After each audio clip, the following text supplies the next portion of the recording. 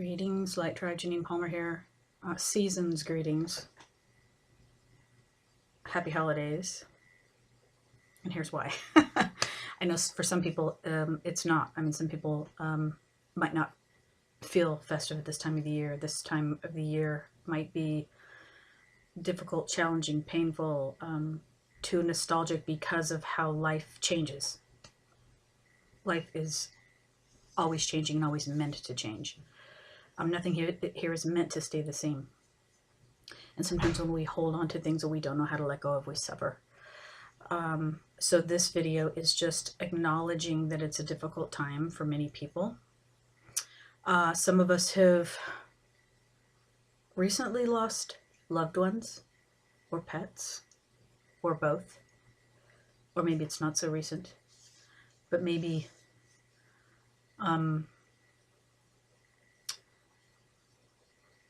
maybe it's not healed, if that's the right word. We all go through a grieving process. We all do it differently. There's no right or wrong way for that to happen. But one thing that can be harmful or keep us stuck is if we bury it, if we don't let it flow through us.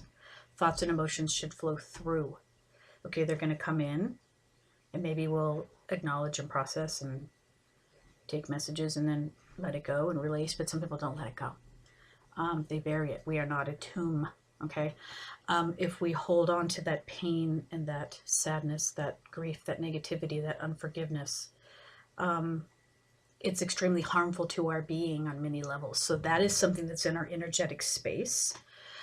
And if we don't release it, it'll come into our physical space. And these things are stored in the organs. Grief can affect the lungs. Worry, anger, resentment can affect the liver, kidneys, and we're not aware of this. Sometimes if you go to naturopathic doctors who are intuitive, like acupuncturists or something, they might know, oh, well, you know, you have this situation, anger or resentment or worry in this organ, and they'll, you know, do what they need to do to help clear those energetic blocks, because energy must flow. When energy stagnates, because we have energetic blocks of these wounds or whatever, that's when people get dis-ease, because energy always needs to be moving and flowing. Life is always changing. People, animals, whatever, they come into our life for a period of time.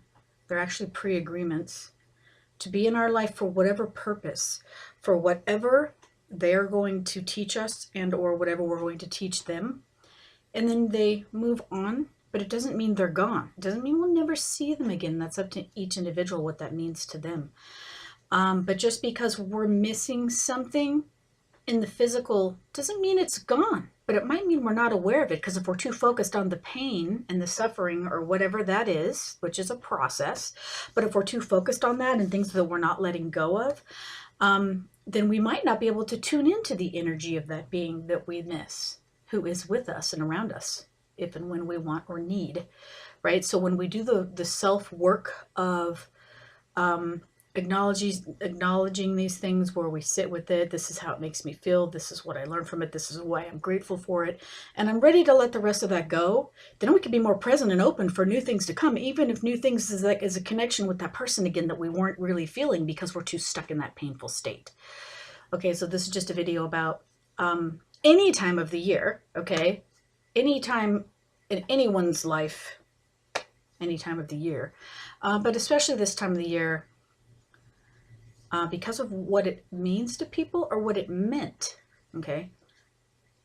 But what it meant, even though it's different from now, doesn't have to be a bad thing or a sad thing. We can create something new. We're meant to create something new, okay? So I don't know what that would be, but something meaningful to you. Do something for yourself. Be kind to yourself. If and when you can, be in a state of forgiveness for self and others, always. That is freedom. That is a major key. That is a superpower. So, blessings and peace.